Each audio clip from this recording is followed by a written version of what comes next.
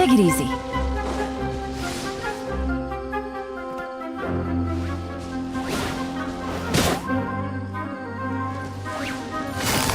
Gotcha.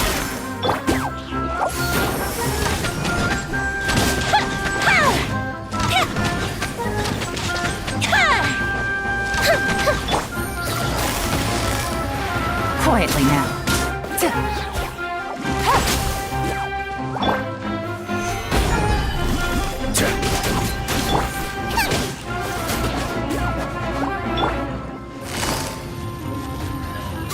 Gotcha.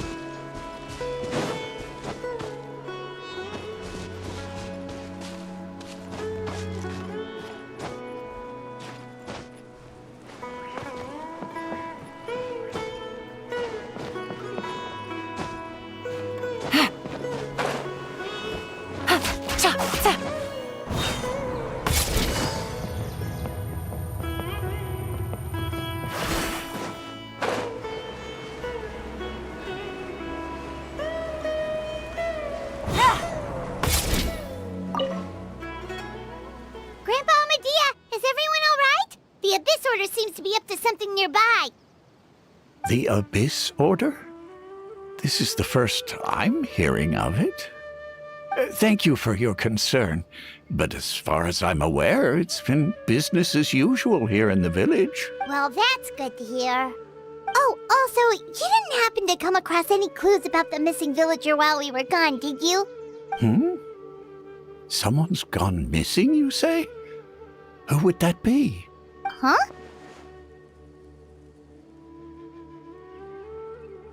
You know, the young guy from Vamara Village. The one you've been looking for all this time. You posted a commission with the Sumeru Adventurers Guild. That's kind of the whole reason we're here, actually. Your missing persons commission. Ah, I do apologize, you two. I hope I'm not worrying you too much. I'm sure it's just my age making me forgetful again.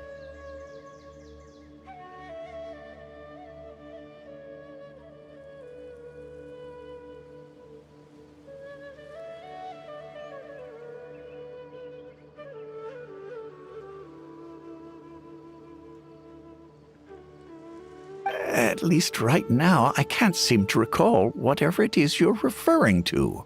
But how is that? All right. Thanks for your help, Grandpa Amadia. Something's definitely not right.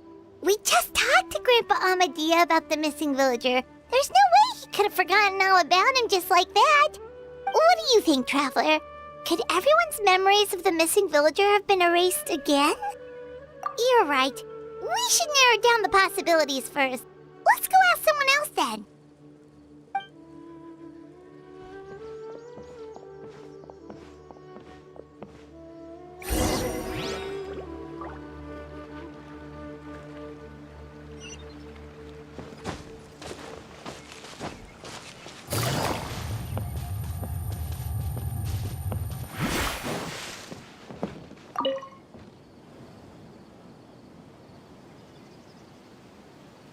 Someone's gone missing? Who? Just as expected. That guy you said a bunch of nice things about earlier? The one you always used to chat with. He's around 20 years old, and you said he was a kind, warm-hearted person? Oh, I know who you're talking about. Really? You remember? There aren't many young people who've earned that kind of praise from me. If you're certain that's what I said, then there's only one person who fits the bill. No doubt about it. But why'd you say he's gone missing? Yeah, I just saw him leave the village. There was someone else with him, too. They couldn't have gone far.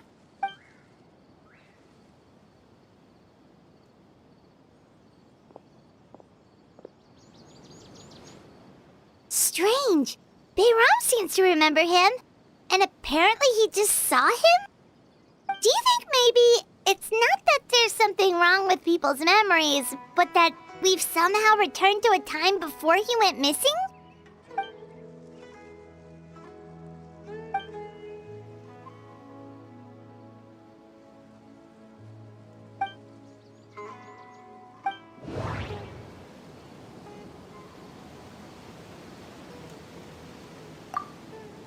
If this person only exists in people's memories, maybe we're in someone's memory right now.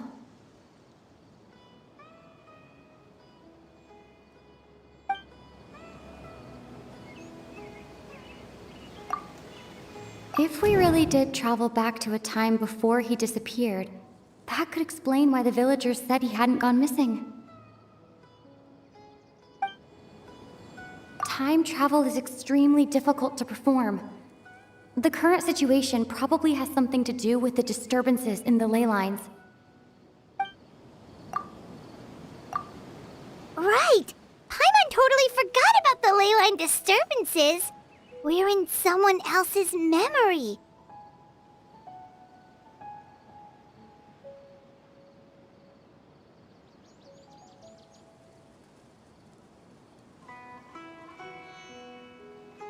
Just like how you entered your sibling's memory last time. That would also explain why we seem to be at a time before he went missing. It's a memory after all.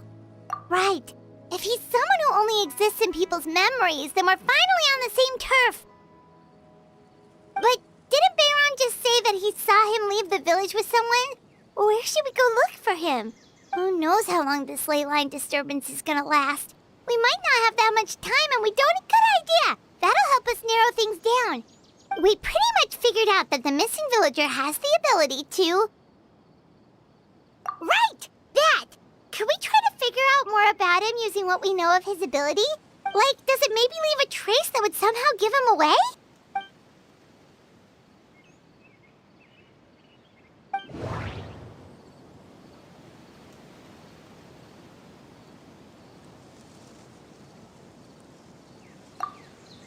If time was allowed to pass within the false memories, there's a higher chance they might conflict with someone's original recollection.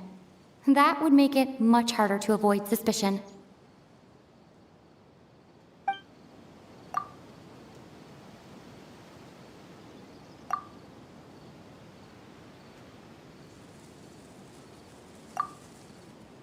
There's a difference between memories that arise from lived experiences and those that are implanted into the mind. Perhaps it has something to do with time.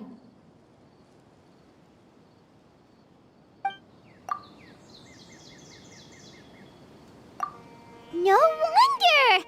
All this time and the sky hasn't changed a bit! That must mean time isn't passing! That's the tell of the fake memories! The implanted memories are basically taking place outside of the regular 24 hours of the day. If the memories included the regular passage of time, it would be easy for people to tell that something was off.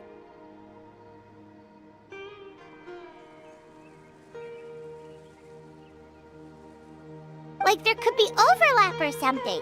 People might start to wonder why they remember doing two different things at the same time of day. That's why he makes sure the memories take place at a specific moment in time rather than over a period of time.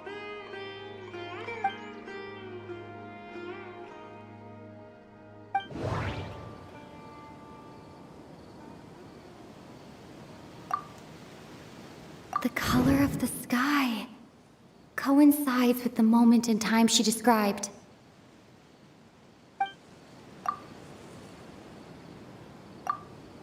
DAINSLEF had memories implanted into his mind. Could it be that it's happened more than once? No. That doesn't seem right. I need to think about this some more.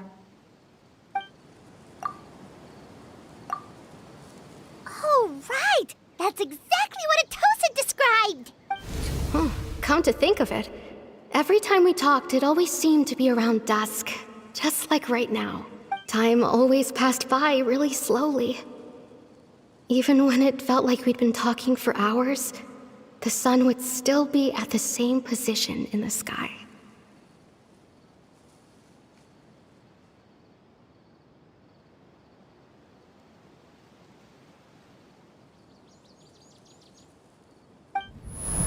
Yep, that has to be it! This is definitely Atosa's memory. Yeah, that's where they'll be!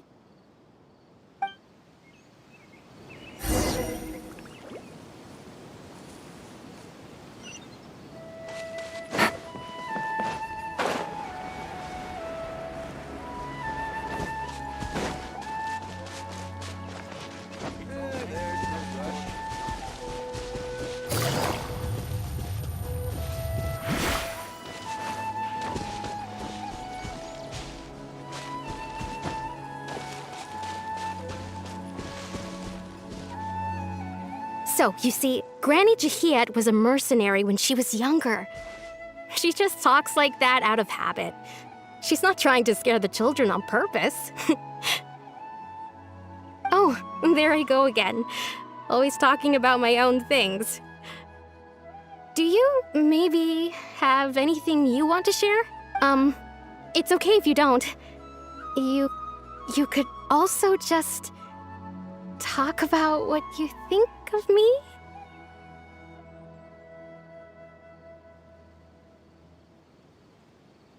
Oh, I think you're an incredibly strong and thoughtful young woman.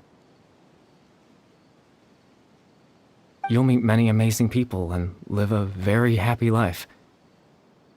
You won't miss someone like me.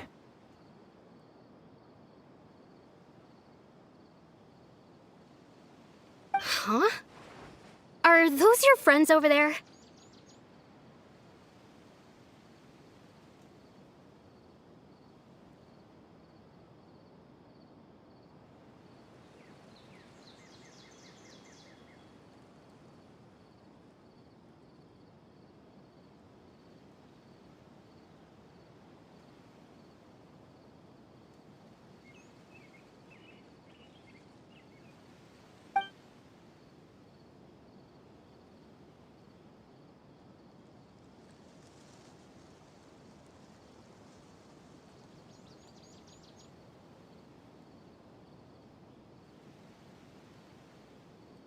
Oh, right! This version of Atosa hasn't met us yet! Friends? I guess you could say that. It must have taken them a lot of effort to find me. So, I should see what they need. I'm sorry, Atosa. We'll have to continue this conversation another time.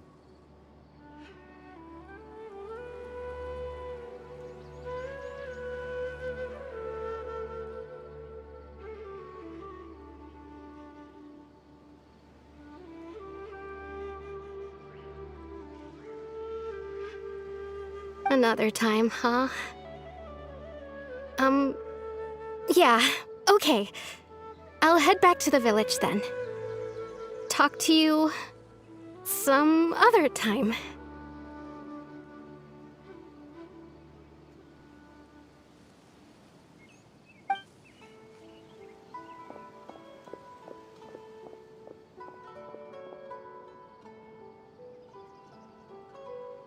It's nice to see you, Traveler. I believe this is the first time we've met.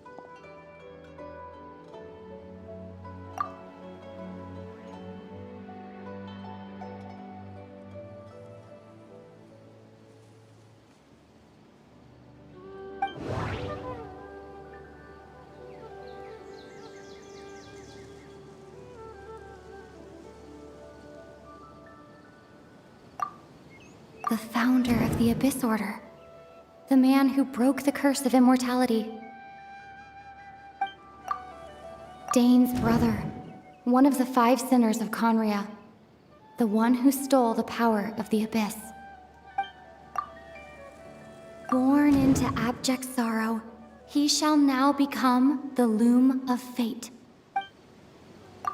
You're Caribert Alberic. Oh. You know me? That's quite the surprise. I don't believe I've met you before. Oh, I see. It was the memory, wasn't it? Your sibling's memory. You saw the me from back then. This is Atosa's memory.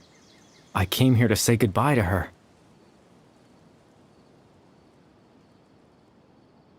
But I suppose I'll just leave her a message instead. Come, let's find somewhere else to talk.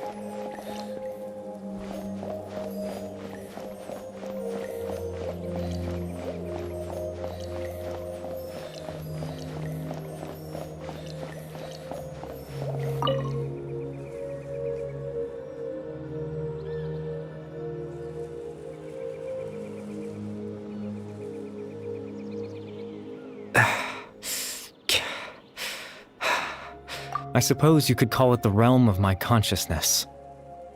I'm someone who no longer exists in the real world, after all. As you well know. It's nothing. I still have enough strength to play the part of a good host. I've always hoped that I'd get the chance to talk to you like this, and now, the time has finally arrived.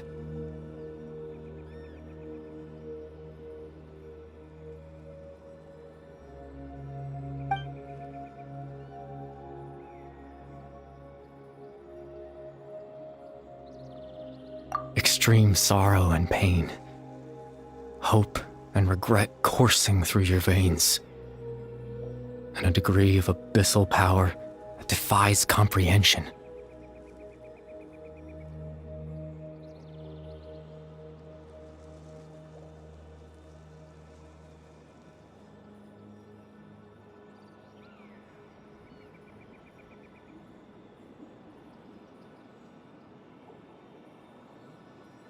Father told me that once I possessed all those elements, I would become the Loom of Fate, but despite his intentions for me, I never truly became the Loom of Fate.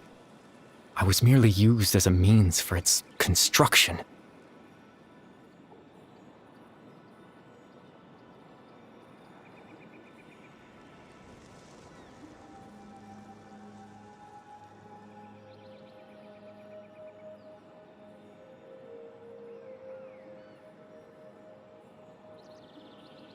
In truth, I died the moment I set everything in motion.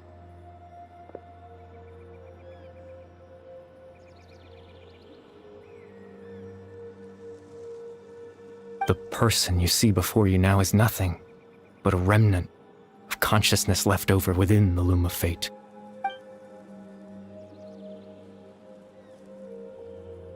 As for your question, the Loom of Fate is a device capable of weaving ley lines. In its primitive form, it can only be used to create and implant memories. But as more of it is completed, its power becomes stronger and stronger, until finally, it has the power to weave real ley lines of its own. Once fully completed, the moment it gains the power to weave ley lines, it loses the lower level ability to influence memories. But it also becomes a tool that can change the entire world. Yes, I have the ability to control the loom in its semi-completed form. I suppose you can think of it as a form of compensation. After all, its existence cost me my life.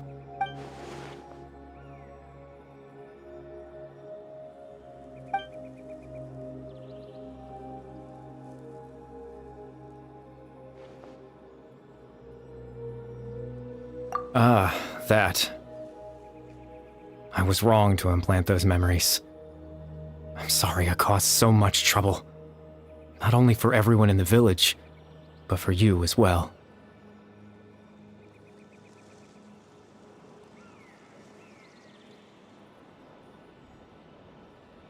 I just wanted them to feel like I once existed in this world.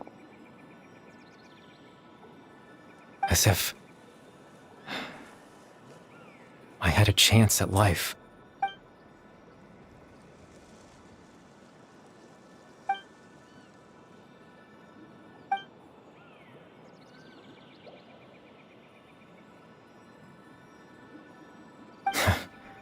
I know what you must be thinking. Why would I do something so meaningless? But I just couldn't accept it. I had to know what it would be like if I had my own life. What kind of person I would be. What other people would think of me.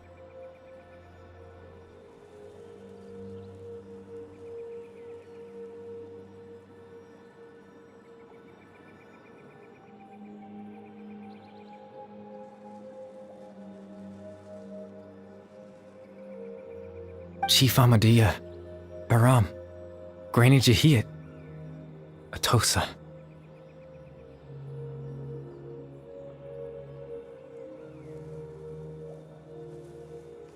What would it be like if I could live alongside them? No cataclysm, no curse. Just a quiet life in a peaceful village. I was curious, so I selfishly tried to have my own life. Even if that meant piecing together the version of myself that could have been. One memory at a time. I know it sounds stupid. After all, my life ended a long time ago. Any chance at living was stripped away from me when I was 8 years old. My consciousness left to mature in an illusory world of nothingness. Even the form you see before you was nothing but an invention based on my father's appearance. An imagined version of what I would look like if I had the chance to grow up.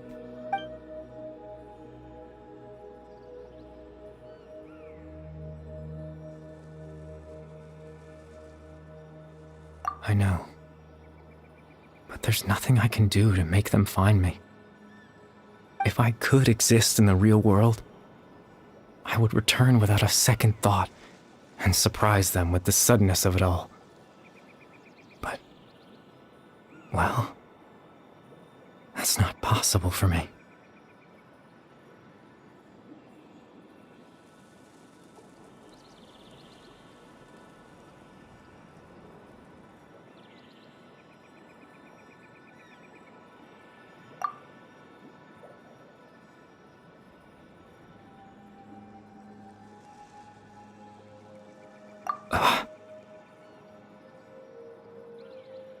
I know.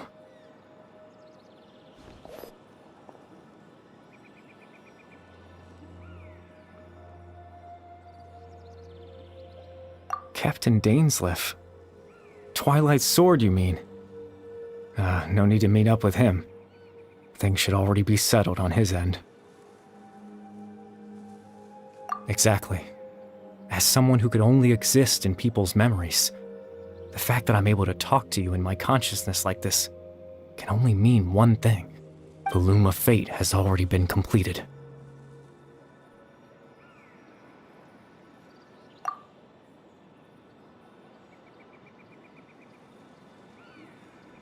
No need to worry about Captain Dainslef. He's absolutely fine. The only reason he lost the eye was because I happened to guess exactly what he was planning. Captain Dainslef has had the eye inside his body this whole time, hasn't he? His plan was to lure the Abyss Order to a false location, capitalizing on their pursuit of the eye in order to have the chance to confront the prince.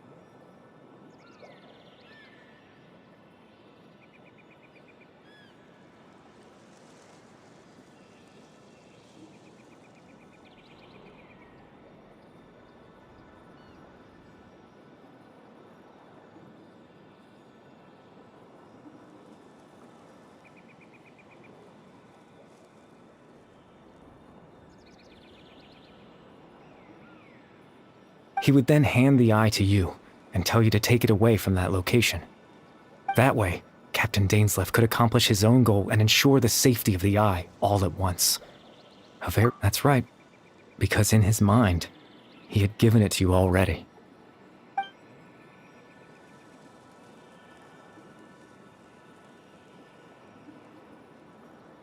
Before you two entered that false location, Traveler, wait.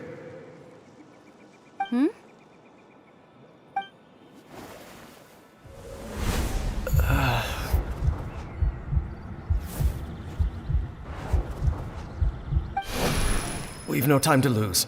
Let's head inside.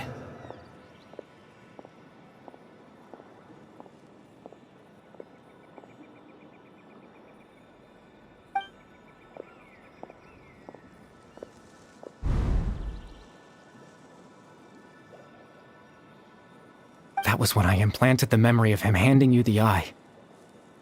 Given the tense situation at that time, Captain Dainslef failed to notice anything out of the ordinary, and took that memory to be real.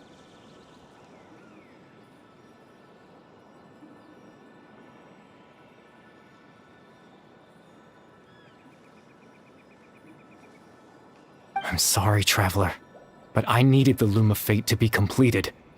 And to do that, we had to retrieve the eye.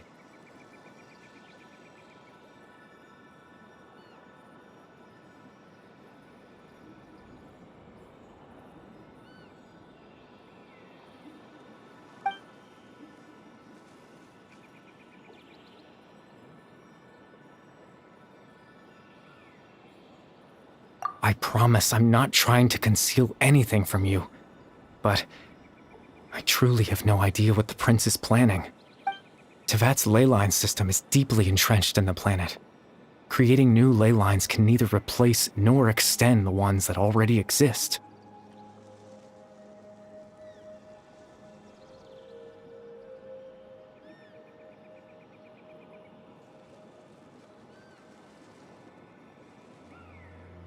In the face of everything they could be planning, I fear I'm too insignificant to even get a glimpse of the bigger picture.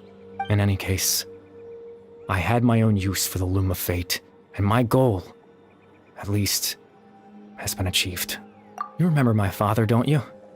Clotar Alberic. I believe you saw him in your sibling's memory, after he used the power of the Abyss to restore consciousness to my hilichurl form. I suffered from an indescribable level of mental anguish. To comfort me, my father told me a story, that this was a fairy tale world where I had to take on the form of a little monster. That story managed to dispel my fears, even if just for a moment. My goal was simple: to use the Loom of Fate in its near-completed form, when its ability to create memories was at its strongest, to implant a specific memory into the minds of the hilichurls. In that memory, I would tell them a story, just like my father did for me. It was a story of fairy tales and love. But more than anything, it was the story of us.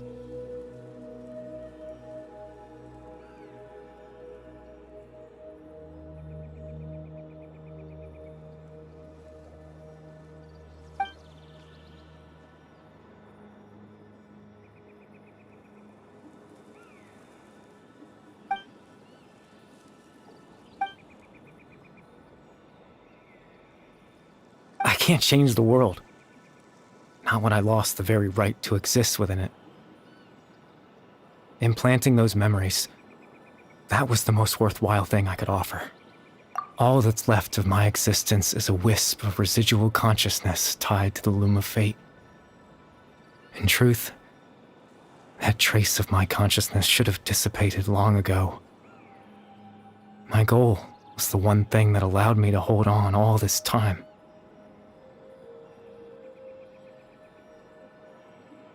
But now, the bedtime story is finished. And it's finally time to rest.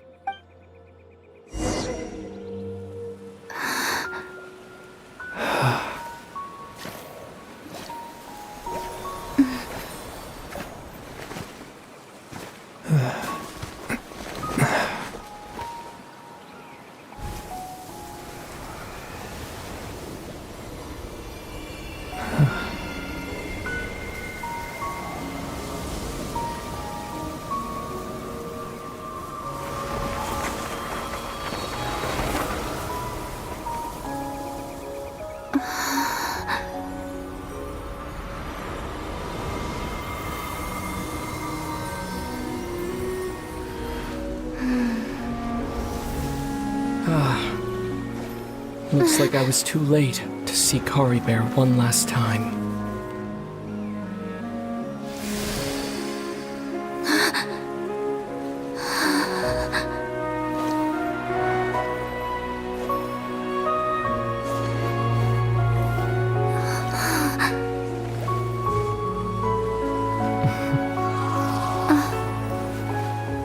Kari Bear's consciousness is gone, and this space will soon disappear along with it.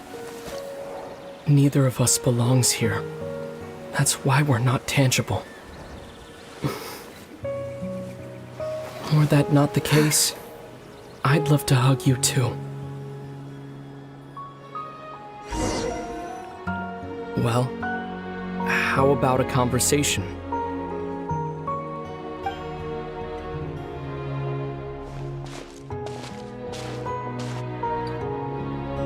The chance to just stop and talk like this is certainly not easy to come by. Wouldn't you agree? That battle earlier was tough. The one against Dain, I mean. I didn't expect that after everything, he would still hesitate to raise his sword against me. Were it not for that, perhaps I'd still be no match for the Twilight Sword. The Loom of Fate, huh? I still haven't found a way to utilize it to its full potential. But there's still time. Before the heavenly principles awaken. Yes, for 500 years now, ever since the cataclysm in Conria, there's been no sign of activity.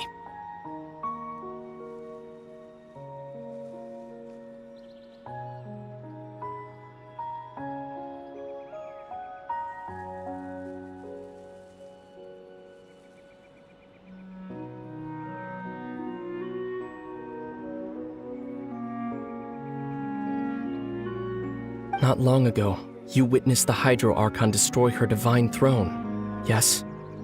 Such a flagrant disregard for the rules, and still Celestia took no action. I suppose that's proof enough of the Heavenly Principle's situation.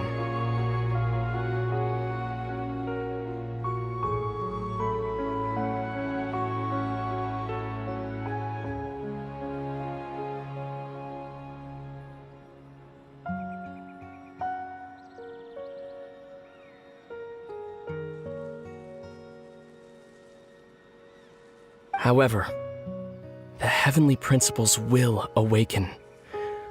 We just don't know when that will be, or what might trigger it.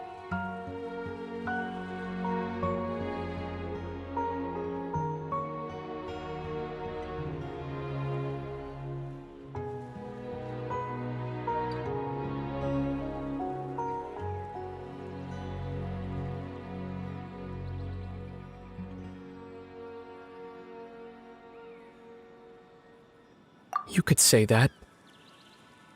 Just look at Kari Bear. He was so pure and single-minded. The space we now find ourselves is a perfect representation of who he was. Quiet and peaceful.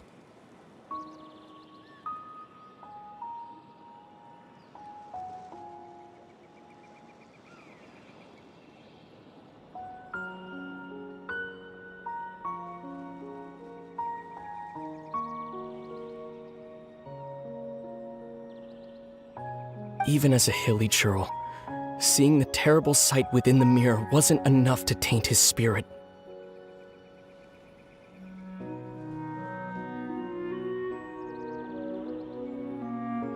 He brought comfort to the people of this world, even though he was denied the very right to be a part of it.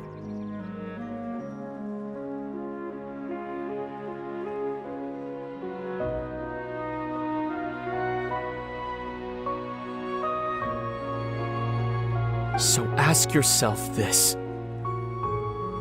Who was it that deprived him of that right to exist? Of course, that's only one example. My feelings about the heavenly principles are too complicated to explain in just a few words.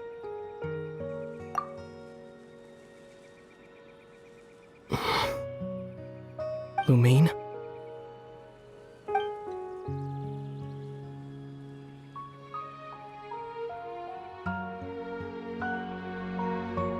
You're the only one in this world who calls me that.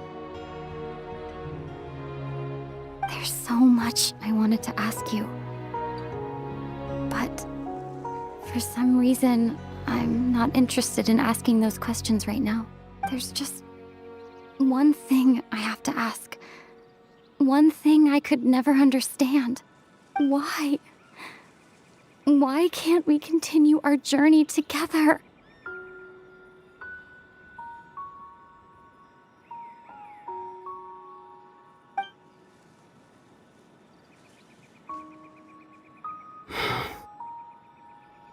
At the end of my journey, I arrived at a place known as the Sea of Flowers at the end. Do you remember? A long time ago, when we traveled between worlds together, you told me you wanted to find a place in the universe where that one flower was in full bloom. To have a place like that suddenly appear before me? Well, would you think of that as a coincidence? You mean? I miss you too, Lumine. But as this war continues to rage, and as I continue to seek that final answer, I don't even know how to face myself sometimes, let alone my own sister.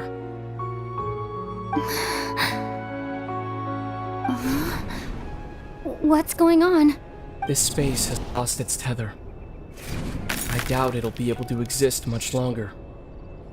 In fact, aside from our ability to physically interact with each other, there's something else you should know about this space. With Kari Bear gone, we won't be able to remember anything that happened here. Everything in this space will be wiped from existence, including all memory of our reunion. You're only telling me this now?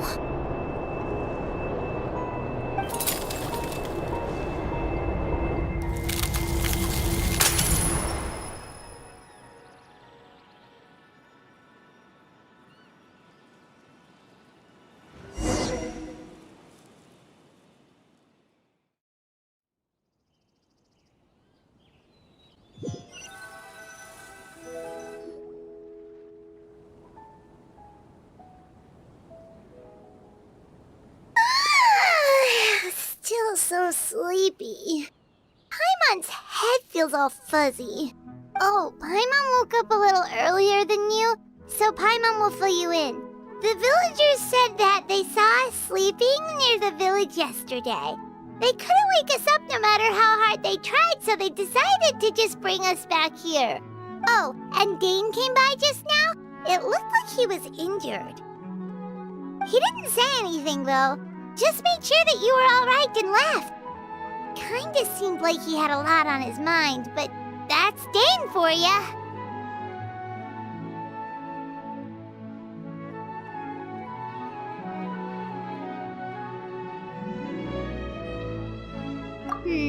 Let's think for a second. We were in that memory, and we saw that guy you called Curry Bear. He was the missing villager that we've been trying to find, right? And after that, Paimon doesn't remember what happened. Wait, really? What a score! Well, what happened after that?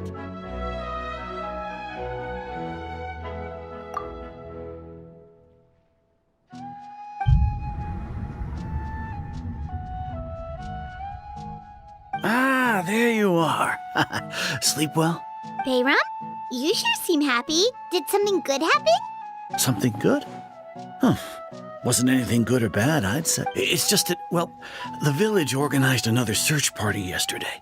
It didn't feel right to leave all the searching to the adventurers. So there we were, searching away, when suddenly this one guy said it all came back to him.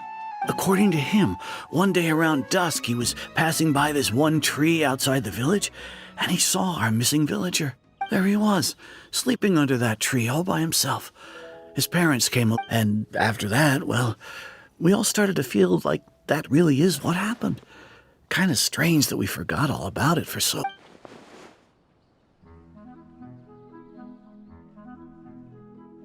Oh, and we also remembered his name, Curry Bear. Now, that's not a name you hear every day. Would have been helpful if we remembered it sooner.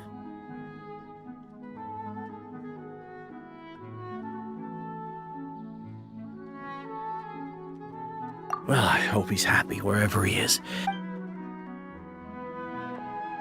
Seems like everyone thinks Curry Bear left the village. That's probably for the best. At least they... Paimon wonders how Atosa's doing. Paimon didn't see her in the village just now, so she's probably at the tree. Come on.